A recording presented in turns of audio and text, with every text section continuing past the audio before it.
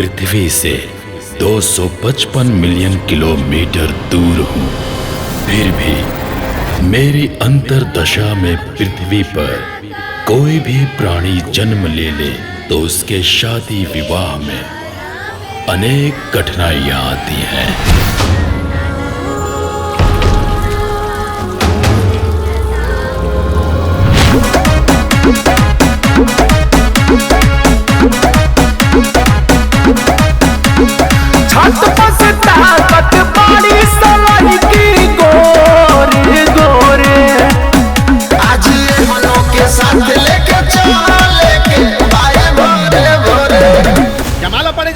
अब हम बता दें, इलाई का मंगला हो। बेटी से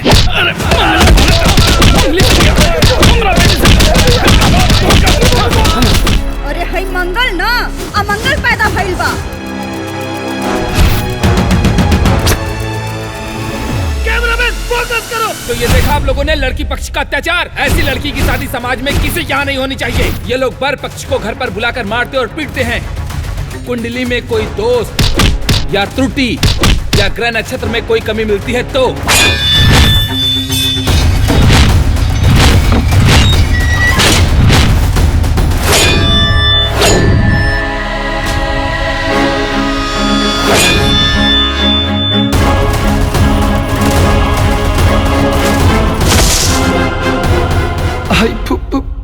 फूल घाटा से मरबू का। I love you. हो गइल बातें को भाभी न बोले, चलली मान तोरा ओरी होले होले।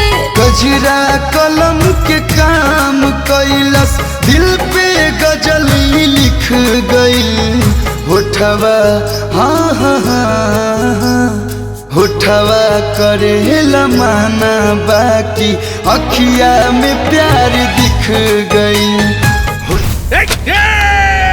शादी करा लो, बाकी लड़का लड़की दोनों में से केहू के साथे कोनो न कोनो अनहोनी तो हो के रही। हमरा खुशी हमरा गम के बन गइला तू मरहम। एहसास में हर सांस में बस गइलू तू सनम। साचल सनेहिया के साथ जपाई तू, नैया के नैया पवार जाई हो। जान तुहरा संगत से जिंदगी के रंगत निखर जाई, किस्मत संवार जाई हो।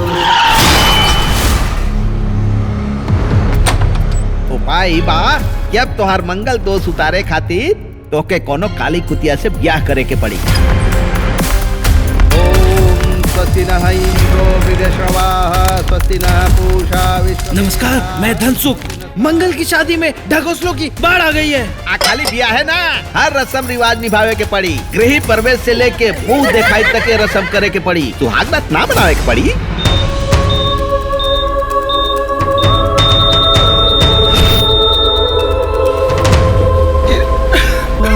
मांगे मन्नत जे छूट जाए संगत,